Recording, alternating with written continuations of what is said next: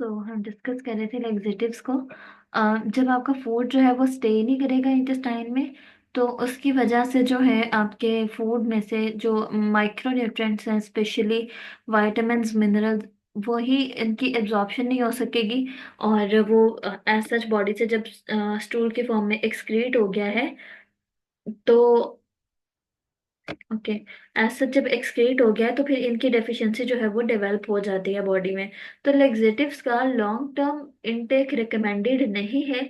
हमारे कुछ फूड के ऐसे कंपोनेंट्स हैं जिनको आप कॉन्स्टिपेशन के लिए ले सकते हैं। जैसे अगर कॉन्स्टिपेशन का इशू हो तो आप 3 फिग्स जो हैं उनको सोक करें overnight in a glass of water, and early morning empty stomach आपने वो फिग्स भी खा लेनी है और पानी भी पी लेना है, ठीक है। इसी तरह से इस्पगोल फिक्स तो चलो फिर भी महंगी, आप कह लें कि एक महंगा ट्रीटमेंट है। इस्पगोल छिलका, आप इसको 1 गिलास पानी में अर्ली मॉर्निंग 1 टेबल स्पून डिओक्मो वाटर में ऐड करके कंज्यूम करें। आप एप्पल खाएं एम्प्टी स्टमक, ठीक है। एप्पल में बहुत सोलेबल एंड इनसोलेबल फाइबर होता है। तो हमारे पास लेक्सेटिव्स के अलावा और बहुत सारे वेज होते हैं टू मैनेज द कॉन्स्टिपेशन, ठीक है। तो अगर ये वाला इशू है, इस वजह से आप लेक्सेटिव्स यूज कर रहे हैं, so you have to avoid, ठीक है, ताकि आपकी बॉडी में विटामिन्स और मिनरल्स की डेफिशिएंसी ना हो। मैंने देखा है वेट लॉस के लिए कुछ लोग लेक्सेटिव्स यूज करते हैं, और उससे क्या होता है कि फौरन से जो खाया होता है वो एक्सक्रीट हो जाता है ना, तो उनको लगता है कि ये एब्जॉर्ब नहीं हुआ बॉडी में तो हम मोटे नहीं होंगे। खा भी लेते हैं और इससे फर्क भी नहीं पड़ता, वो ऐसा समझते हैं। और फिर जब उनकी बॉडी में डेफिशिएंसीज डेवलप होती हैं तो वो मल्टीविटामिन्स लेना स्टार्ट कर देते हैं। So it's not a good practice. Your first priority should be your diet, ठीक है। अपनी डाइट को जो है वो मैनेज करें, डाइट अच्छी लें कि आपको मेडिसिन कम से कम लेना पड़े। जैसे एंटीबायोटिक्स हमारी बॉडी में, सॉरी, हमारी डाइट में कुछ ऐसे सब्सटेंसेस मौजूद हैं, कुछ ऐसे फंक्शनल फूड्स हैं, हमारे कुछ ऐसे फूड्स हैं जो कि बॉडी में एंटी इन्फ्लेमेटरी या एंटीबायोटिक रोल परफॉर्म करते हैं, ठीक है। जिसकी वजह से हम डिजीजेस से प्रिवेंट कर सकते हैं, हम अपने कफ फ्लू वगैरह को प्रिवेंट कर सकते हैं। अब फ्लू होगा आप में से बहुत सबको आज, फ्लू के लिए हम टैबलेट्स लेना शुरू कर देते हैं। और कुछ गांव के जो नीम हकीम होते हैं वो फ्लू के लिए, जो गांव के नीम हकीम होते हैं वो फ्लू के लिए एंटीबायोटिक्स दे रहे होते हैं, क्योंकि उनको पता ही नहीं होता ना कि मसला क्या है असल, और उनको नहीं पता होता कि ये एक वायरल इन्फेक्शन है और इसमें एंटीबायोटिक कोई काम नहीं करेगी। एंटीबायोटिक तो बैक्टीरिया के लिए होती है। तो आप बजाय ये मेडिसिन यूज करने की बजाय आप जिंजर टी लें, आप जो है वो सूप बनाकर पिएं, आप यखनी पिएं, इस तरह के फूड आइटम्स कंज्यूम करें जो कि आपके इम्यून सिस्टम को बूस्ट करें। आप प्रोटीन का इंटेक ज्यादा करें, ठीक है, क्योंकि आपका immune system high energy level पे काम करता है और इम्यून सिस्टम को प्रोटीन चाहिए होती है। तो फूड इंटेक ज्यादा करें, आपकी डिजीज खुद ही ठीक हो जाएगी, ठीक है।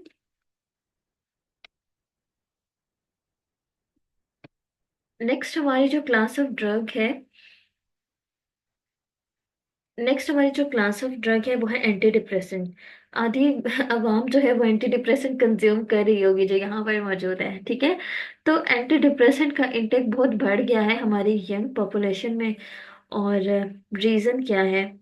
रीजन प्यार मोहब्बत में धोखा और इस टाइप की चीजें होती है ना कुछ, जिसकी वजह से हम डिप्रेशन में चले जाते हैं और फिर एंटी डिप्रेसेंट्स यूज कर रहे होते हैं, फिर हमें रातों को नींद नहीं आती, रातों की नींद उड़ जाती है। फिर हम कुछ ऐसी मेडिसिन लेते हैं कि हमें नींद आ जाए या डिप्रेशन कम हो जाए, और इस टाइप की चीजें। बड़ी दिल की बातें हमने सहेलियों को बताई होती हैं, वो ही सहेलियां कहीं और जाके कर देती हैं, तो वो बड़े मसले हो जाते हैं ना। फिर हम एंटी डिप्रेसेंट्स पे चले जाते हैं। तो एंटी डिप्रेसेंट्स जो कंज्यूम कर रहे होते हैं ना, एंटी डिप्रेसेंट्स जो ड्रग्स होती हैं ये मोस्टली वाटर सोलेबल होती हैं, ठीक है। तो जितना वाटर आपके गट में ज्यादा अवेलेबल होगा ना, उतनी ही ज्यादा एब्जॉर्ब होंगी, ठीक है। अगर कोई पर्सन है वो वाटर का इंटेक ज्यादा करता है और साथ में वो ये मेडिसिन भी ले रहा है, तो फिर वो मेडिसिन का जो डिजायर्ड इफेक्ट है वो ज्यादा आएगा, डिजायर्ड इफेक्ट से ज्यादा इफेक्ट आएगा। क्योंकि वाटर सोलेबल है, जितना फ्लूइड ज्यादा अवेलेबल होगा उतनी सोलेबल होगी, उतनी एब्जॉर्प्शन अच्छी होगी। तो एंटी डिप्रेसेंट्स के साथ ना फ्लूइड बहुत ज्यादा नहीं लेना चाहिए, नॉर्मल सा लेना चाहिए। बहुत ज्यादा इनटेक अगर आप करेंगे तो उससे क्या होगा कि आपको मेडिसिन ज्यादा एब्जॉर्ब हो जाएगी, और जो अफेक्ट आएगा उसमें क्या होगा कि आपको जो है ना वो डिजीनेस बहुत ज्यादा हो रही होगी। और इसके अलावा लाइक आपका जो ब्रेन है वो जल्दी एक्टिव नहीं होगा, और ज्यादा इफेक्ट इसका आएगा सेंट्रल नर्वस सिस्टम पर, और सिडेटिव इफेक्ट आपको ज्यादा आएगा, और रेस्टलेसनेस बहुत फील हो रही होगी। सीजर्स भी हो जाते हैं कुछ कंडीशन में। हार्ट रेट इरेगुलर हो सकता है, जिसे हम एरिथमिया बोलते हैं। इसके अलावा टैकीकार्डिया हो सकता है, हार्ट रेट इंक्रीज हो जाता है। तो यूजुअली एंटी डिप्रेसेंट्स अवॉइड करने चाहिए। आपको पता है आपकी डाइट में भी एंटी डिप्रेसेंट इफेक्ट है, ठीक है। आपकी डाइट भी डिप्रेशन को कम करती है और डिप्रेशन इंड्यूस भी करवा सकती है। तो you always have to focus on the diet. Medicine वगैरह को कम ही लेना चाहिए। अब हमारे बहुत ऐसे केसेस होते हैं, बहुत स्वेयर केसेस जो है ना, उसमें हम एंटी डिप्रेसेंट दे सकते हैं। कोई साइकोलॉजिकल प्रॉब्लम है, कोई ट्रॉमा है, उसमें आप दें। लेकिन ये जो रोजमर्रा के छोटे मोटे डिप्रेशन होते हैं ना, इसमें ही लेने की जरूरत नहीं होती, ठीक है। जी जी, हम हिस्टामिन को भी अब भी डिस्कस करेंगे। नेक्स्ट हमारी क्लास ऑफ ड्रग जो है वो है एंटी हाइपरलिपिडेमिक।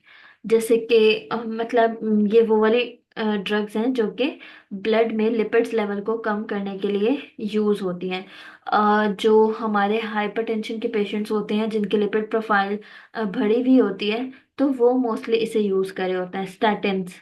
ये स्टैटिन्स हैं। और इसके अलावा आपकी लाइक लोवेस्टेटिन है, वो भी इसी के लिए यूज होती है। बाइल एसिड कुछ प्रोडक्ट्स होते हैं, और नियासिन वगैरह। तो ये जो है आपके एंटी हाइपरलिपिडेमिक ड्रग्स हैं। ये आपके जो है ना वो फैट की एब्जॉर्प्शन को डिक्रीज करती हैं। बेसिकली होता क्या है, ये जब आप फूड इनटेक करते हैं ना, तो ये आपके जीआईटी से ही फैट को बाइंड कर लेती है, उसको एब्जॉर्ब ही नहीं होने देती, ठीक है। तो एज द रिजल्ट क्या होगा, आपके बॉडी में फैट सोलुबल वाइटामिन की डिफिशियंसी हो जाएगी। क्योंकि फैट सोलुबल वाइटामिन को एब्जॉर्प्शन के लिए फैट वाला जो मीडियम है वो रिक्वायर है, ठीक है। तो एंटी हाइपरलिपिडेमिक ड्रग्स जो कंज्यूम करते हैं उनकी बॉडी में फिर फैट सोलेबल विटामिन्स की डेफिशिएंसी हो जाती है। तो इसका भी बेस्ट अल्टरनेट, डाइटरी अल्टरनेट क्या है कि आप high amount of fibre use करें, ठीक है। ज्यादा से ज्यादा फाइबर यूज करें। फाइबर भी आपके बॉडी से जो है ब्लड से फैट्स को कम करता है। आपकी जो कोलेस्ट्रॉल प्रोफाइल है, लिपिड प्रोफाइल जो बढ़ी हुई है, उसे वो नॉर्मलाइज करेगा, ठीक है। इसके अलावा हमारी कुछ मेडिसिन होती हैं, एनाल्जेसिक्स, रोजमेरा, पैनाडोल हो गई, पॉन्स्टान हो गई, ब्रोफेन हो गई, एनसिड्स वगैरह। ये ब्रोफेन आपकी NSAIDs basically non steroidal anti inflammatory drugs, जो स्टेरॉइड्स नहीं होती लेकिन एंटी इन्फ्लेमेटरी ड्रग्स होती हैं। और ये क्या करती हैं, बॉडी से विटामिन के, विटामिन सी और फोलेट की रिलीज को इंक्रीज करवा देती हैं। किस तरह से, बेसिकली फर्स्ट वन तो ये कि अगर आप इनका एक्सेसिव इंटेक करते हैं, स्पेशली एनसिड्स का, तो ये आपकी जीआईटी को इरिटेट करता है। आपके जो गैस्ट्रिक म्यूकोजल मेम्ब्रेन है उसको इरिटेट करेगा। जब उसको इरिटेट करेगा, वहां पर जो है वो एब्जॉर्प्शन प्रॉपरली नहीं होगी, इन न्यूट्रिएंट्स की एब्जॉर्प्शन नहीं होगी, तो बॉडी में डेफिशिएंसी हो जाएगी। इसके अलावा एनाल्जेसिक्स, ये एनसिड्स, ये विटामिन के, विटामिन सी और फोलेट के मेटाबॉलिज्म को भी इंक्रीज कर देती है, जिसकी वजह से इनका लेवल बॉडी में जो है वो कम हो जाता है, और ये इनकी एक्सक्रीशन ज्यादा हो रही होती है, ठीक है। तो इसलिए एनाल्जेसिक्स और एनसिड्स वगैरह नहीं यूज करनी चाहिए। एनसिड्स मोस्टली इन्फ्लेमेशन या मसल इन्फ्लेमेशन वगैरह के लिए हम यूज कर रहे होते हैं, जब मसल में पेन होती है तब यूज करते हैं। तो उसके लिए आपके पास बेस्ट डाइटरी अल्टरनेट है टर्मेरिक, हल्दी, ठीक है। आप वो यूज कर सकते हैं। Next class of drug is diuretics. Diuretics ये भी बीपी के पेशेंट यूज करते हैं, और हमारे कुछ फिजिशियंस ये वेट लॉस करवाने के लिए यूज करवाते हैं फीमेल्स को, प्रेग्नेंट फीमेल्स को, जिनको जो है वो अर्ली ही बहुत ज्यादा वेट होता है, या वैसे अगर कोई वेट लॉस करने के लिए उनके पास आ जाए, तो उनको वो ये डाईयूरेटिक्स देते हैं। बेसिकली ये डाईयूरेटिक्स करते क्या है, आपकी बॉडी से यूरिनेशन इंक्रीज करवाते हैं। जब यूरिनेशन ज्यादा होगी, तो यूरिनेशन ज्यादा होने की वजह से बार बार यूरिनेशन हो रही है, तो वाटर सोलेबल जो वाइटामिन हैं उनके लॉसेस बढ़ जाते हैं। जब वाटर सोलेबल वाइटामिन बार बार यूरिनेशन हो रही होगी, तो बार बार रिलीज हो रहे होंगे, और जो वाटर सोलेबल वाइटामिन हैं उनकी डेफिशिएंसी हो जाएगी बॉडी में, ठीक है। मिनरल्स वगैरह की भी डेफिशिएंसी हो जाएगी, क्योंकि आपके यूरिन में मिनरल्स और विटामिन्स वगैरह रिलीज हो रहे होते हैं विद यूरिन।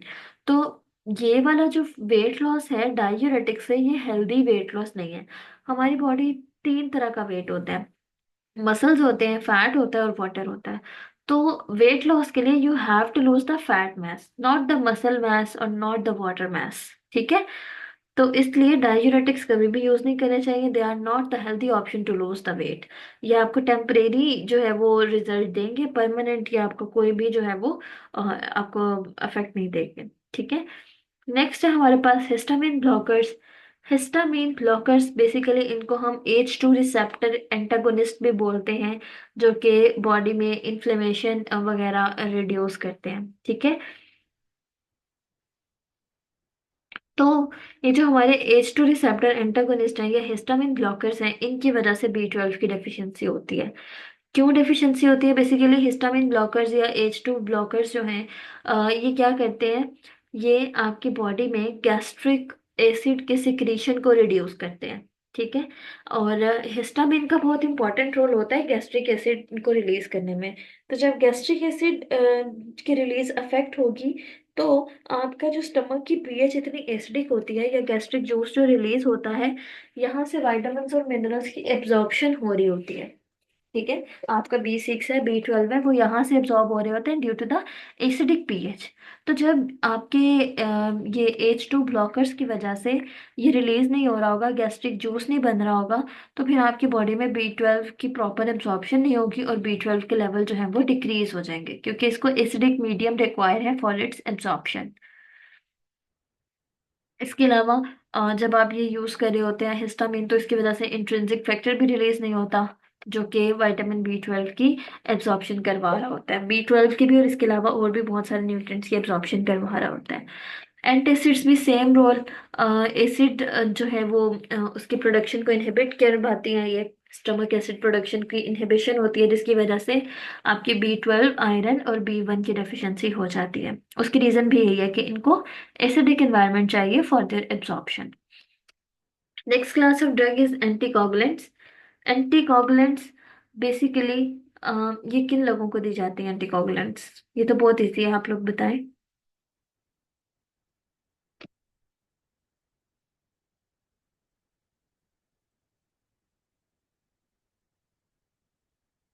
एंटीकोगुलेंट्स किस पर्पस के लिए दी जाती है?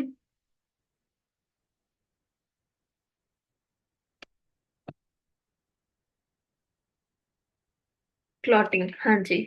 जिनमें जिनका जो ब्लड है, आप ये कह लें कि बहुत ज्यादा गाढ़ा हो जाता है या क्लॉट्स वगैरह बहुत बन रहे होते हैं, तो उनमें जो है ना वो एंटीकोगुलेंट्स वगैरह दी जा रही होती है, ताकि कोगुलेशन जो है वो कम से कम हो। और ये वाली मेडिसिन भी डिक्रीज करवाते हैं B6 के लेवल को इन द बॉडी। ठीक है। और ये मेडिसिन क्या करती हैं, एंटीकोगुलेंट्स जितनी भी हैं, ये लिवर के एंजाइम्स को अफेक्ट करती हैं। और पहली चीज़ तो ये कि पैराडॉक्सिन को उसके एक्टिव फॉर्म में कन्वर्ट नहीं होने देती। और सेकेंडली ये कि जो पेशेंट एंटीकोगुलेंट थेरेपी पे होते हैं ना, उनको विटामिन के अवॉइड करवाया जाता है। ठीक है। और जो विटामिन के रिच फूड्स हैं, उनमें B6 के लेवल्स भी होते हैं। ठीक है। तो इसलिए भी इनका इंटेक भी जो है ना वो थोड़ा कम होता है। और सेकेंडली क्या होता है कि बॉडी में कन्वर्जन भी नहीं हो रही होती और रिलीज भी ज्यादा होता है, एक्सक्रीशन भी ज्यादा होती है इनकी वजह से। ठीक है। नेक्स्ट है ऑर्लिस्टेट। ऑर्लिस्टेट भी वेट लॉस के लिए यूज हो रही होती है। और ऑर्लिस्टेट क्या करती है, ये फैट को एब्जॉर्ब नहीं होने देती, जिसकी वजह से आपकी बॉडी में फैट के लेवल कम होते हैं और एडिपोसाइट्स मजीद नए नहीं बन रहे होते। ठीक है। और फिर उससे वेट लॉस थोड़ा होता है, लेकिन ये फैट सोल्युबल विटामिन की डेफिशिएंसी करवाती है। ठीक है जी। नेक्स्ट है हमारे पास ऑर्लिस्टेट का भी सेम वही रोल है जो मैंने आपको पहले भी बताया था, एक और मेडिसिन के साथ। एंटी हाइपरलिपिडेमिक जिस तरह से होती है ना, उसी तरह से ऑर्लिस्टेट एंटी हाइपरलिपिडेमिक हाइपर कोलेस्ट्रोलीमिया के पेशेंट्स के लिए मोस्टली होती है। और ऑर्लिस्टेट वेट लॉस होने को रिकमेंड की जाती है जो बहुत ओबीज होते हैं, ताकि वो जो भी फूड इनटेक करें उससे फैट जो है वो एब्जॉर्ब ना हो और एक्सक्रीट हो जाए। नेक्स्ट है वारफेरिन। वारफेरिन किस लिए होती है? वारफेरिन किस लिए होती है मेडिसिन आपकी?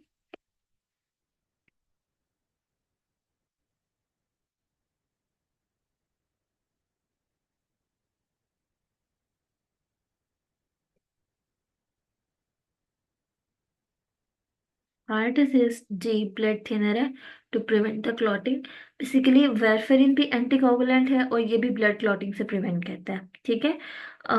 जो आपकी एथेरोस्क्लेरोसिस वगैरह हो जाता है या इस टाइप की कंडीशन में भी रिकमेंड की जाती है। इसके अलावा एट्रियल फिब्रिलेशन वाली कंडीशन में दी जाती है, या डीप वेन थ्रोम्बोसिस, वेन में थ्रोम्बस फॉर्मेशन हो जाती है, क्लॉट वगैरह बन जाता है जिसकी वजह से ब्लड फ्लो जो है वो अफेक्ट होता है। इसके अलावा पल्मोनरी एम्बोलिज्म, कोई क्लॉट बना और वो आपके ब्लड ने पंप कर दिया उसको टुवर्ड्स द लंग्स, तो आपकी जो पल्मोनरी आर्टरी या वेन है वहां पर अगर जाकर ये स्टक हो जाता है आपका तो इसे हम पल्मोनरी एम्बोलिज्म कहते हैं। तो इन तमाम कंडीशंस के लिए जो है ना ये वारफेरिन दी जाती है। और वारफेरिन जो है जो कि एंटीकोगुलेंट है, तो इसीलिए फिर इसके साथ विटामिन के अवॉइड करवाना होता है। तो वो पेशेंट जो वारफेरिन थेरेपी पे होते हैं या एंटीकोगुलेंट थेरेपी पे होते हैं तो उनको हम विटामिन के वाले फूड्स अवॉइड करवाते हैं। और इसके अलावा हमारी कुछ हर्ब्स होती हैं। वारफेरिन जो यूजुअली इंटरेक्ट करता है ना, ये हर्ब्स के साथ करता है। जैसे क्लोव, क्लोव क्या होता है, लौंग, ठीक है। फेनुग्रीक है, मेथी दाना, गार्लिक, जिंजर। इसके अलावा और भी बहुत सारी ना हमारी ऐसे ही आप कह लें हर्ब्स होती हैं जिनके साथ ये वारफेरिन इंटरेक्ट कर सकता है ड्यू टू द विटामिन के लेवल, ठीक है। और इसके अलावा कुछ जो आपकी ये हर्ब्स है, ये आपके लिवर के एंजाइम जो कि P450 सिस्टम जो है आपका उसका पार्ट होते हैं, ये उनको भी अफेक्ट करते हैं, जिसकी वजह से वारफेरिन की एक्टिविटी या तो इंक्रीज हो सकती है या डिक्रीज हो सकती है in the body. So when you are on the warfarin therapy you have to avoid these herbs like clove, fenugreek, garlic and ginger, ठीक है। So that was all about today's session. If you have any question you can ask, आप अपने question chat box में पूछ सकते हैं और अभी जो प्रीवियस क्वेश्चंस हैं वो मैं आप लोगों के उनका आंसर कर देती हूँ, तब तक आप चैट बॉक्स में और भी क्वेश्चन पूछ सकते हैं।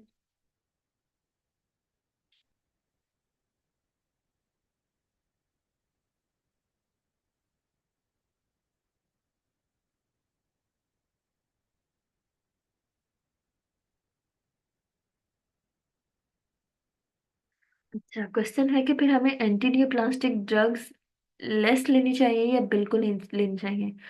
अब आपकी कंडीशन इस स्टेज पे है कि डॉक्टर ने आपको प्रेस्क्राइब कर दी है, तो अब ये कैंसर वाली कंडीशन में आप कहें कि जी इसका ये साइड इफेक्ट आ रहा है कि न्यूट्रिएंट डेफिशिएंसी हो रही है तो इसलिए मैं ये मेडिसिन ना लूं। आप फोकस करते हैं फिर उन न्यूट्रिएंट रिच फूड आइटम्स पे, मेडिसिन लें, लेकिन जो न्यूट्रिएंट्स डिप्लीट हो रहे हैं बॉडी में उस मेडिसिन की वजह से उनके रिच सोर्सेज कंज्यूम करने लग जाए, ठीक है।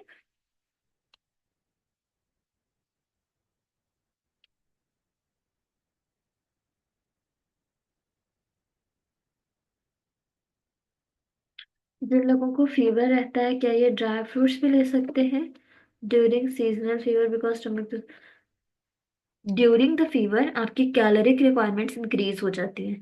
अगर 1 डिग्री बॉडी का टेम्परेचर इंक्रीज हुआ है ना, उसके लिए 100 किलो कैलोरीज आपने ऐड करनी होती हैं फॉर ईच डिग्री, ठीक है। तो आपकी रिक्वायरमेंट्स इंक्रीज होती हैं ड्यूरिंग द फीवर कंडीशन। तो इसमें जो है वो आप ड्राई फ्रूट्स ले सकते हैं, आप कुछ भी खा सकते हैं फीवर में। जस्ट आपको ऐसे फूड आइटम्स, अगर गला खराब है तो ऐसे फूड आइटम्स अवॉइड करने हैं जो कि आपके जो है वो गले को मजीद इरिटेट कर रहे हैं, ठीक है। नहीं, स्टमक की वर्किंग वीक नहीं होती, ज्यादा एनर्जी की जरूरत होती है, हाइपर मेटाबॉलिक स्टेट होती है, आपका मेटाबॉलिज्म ज्यादा हो रहा होता है, ठीक है।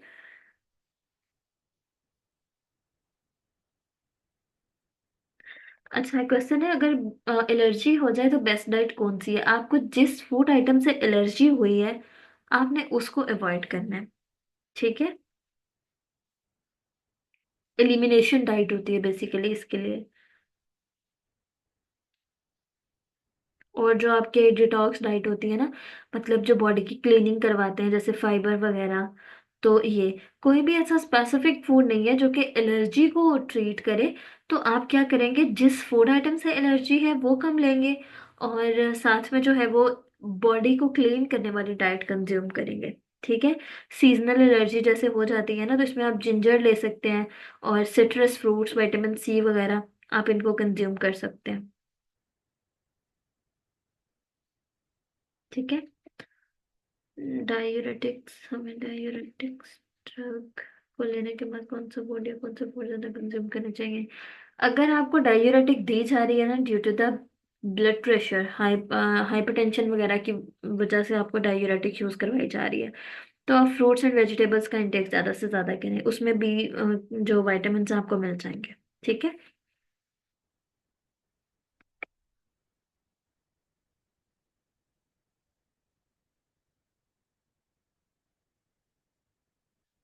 नहीं, हर्ब्स टोटली अवॉइड नहीं करनी चाहिए, लेकिन मतलब अगर आपको ये अब ये क्लोव इतना जरूरी नहीं होता हमारी डेली डाइट में। सो अगर आप लेना चाहते हैं तो 2 आवर्स के गैप से आप ले सकते हैं, लेकिन बहुत ज्यादा नहीं लेंगे। कम से कम कंज्यूम करें।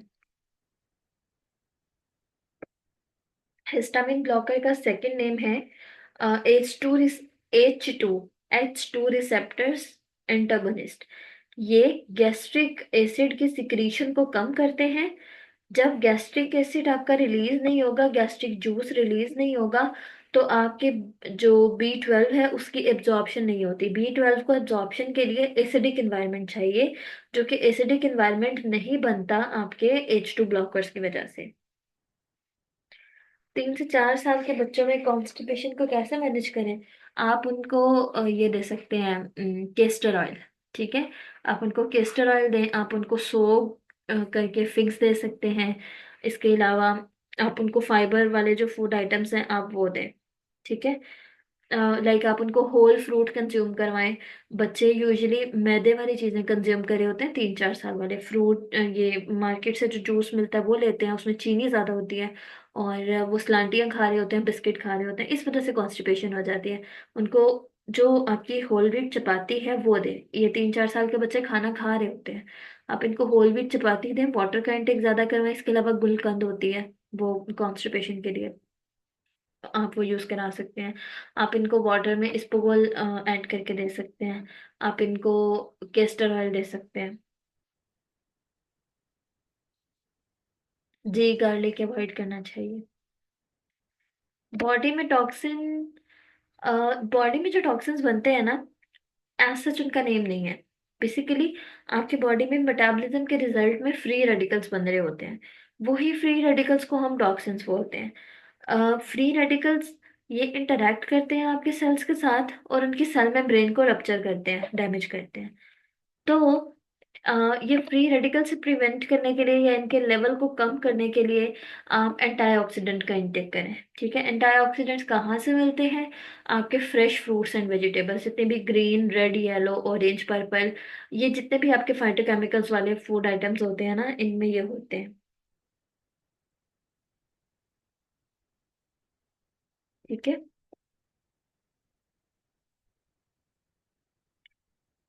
नहीं, केस्टर ऑयल वाटर में डाल के नहीं देना।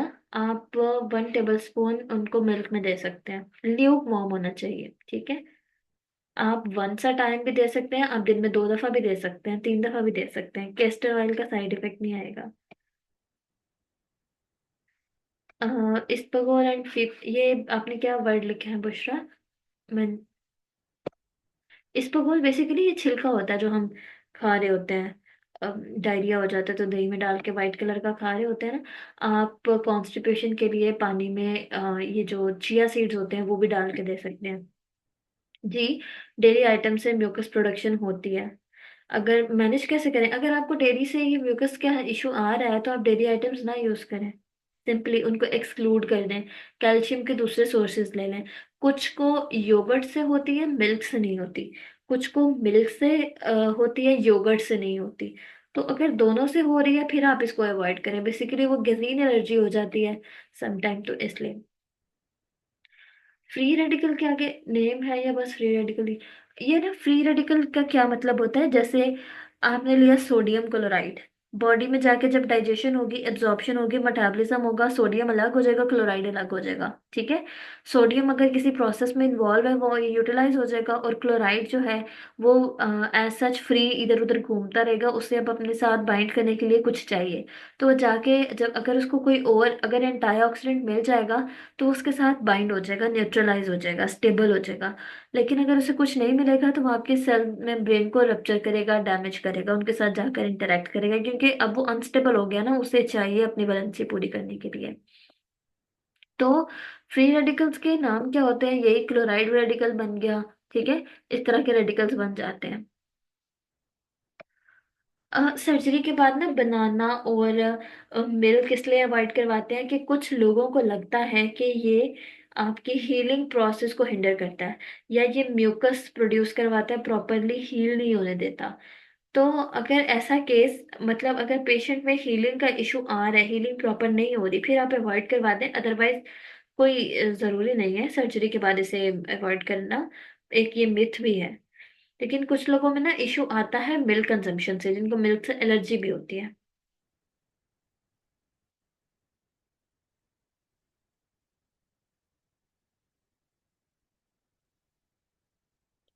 जी, ये जिन साशेस की आप बात कर रही हैं फाइबो, ये छिलके के ही हैं, इसबगोल के ही हैं।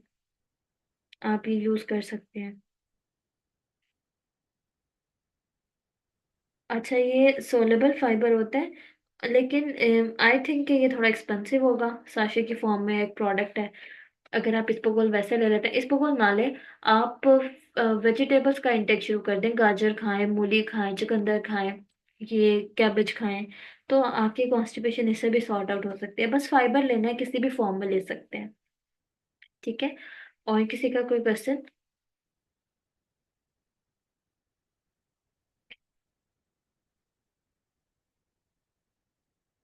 और किसी का कोई क्वेश्चन है तो आप पूछ लें, अदरवाइज हम इस मीटिंग को एंड करते हैं।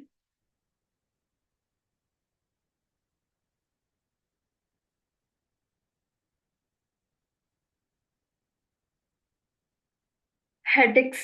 Headache is not a disease. It's just a symptom for any underlying factor.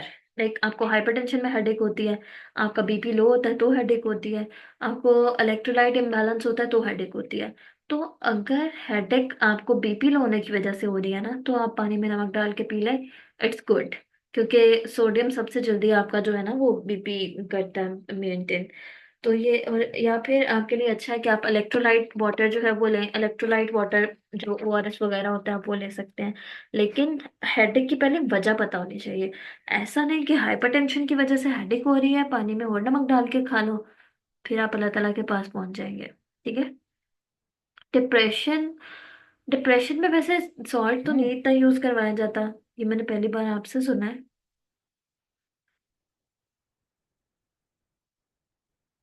ये डॉक्टर्स को कुछ भी नहीं पता होता, बनाना मिल्क देना है कि नहीं देना। डॉक्टर्स को डाइट का नहीं पता होता। हाँ, लेकिन अब ना मैं बहुत इम्प्रेस हुई हूँ।